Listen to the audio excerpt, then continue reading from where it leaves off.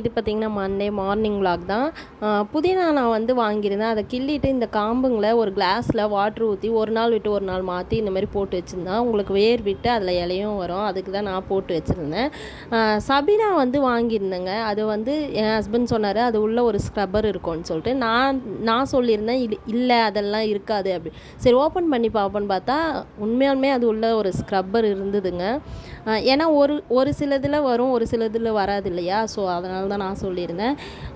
என்னென்னா சரி வெட்டியாக உட்காந்துட்டு ஏதாவது ஒன்று வெட்டியாக இருந்தாலே ஏதாவது ஒன்று யோசிக்க தோணுமேன்னு சொல்லிட்டு நான் வந்து கிச்சனை வந்து கொஞ்சம் க்ளீன் பண்ணலான்னு சொல்லிட்டு போயிருந்தேன்.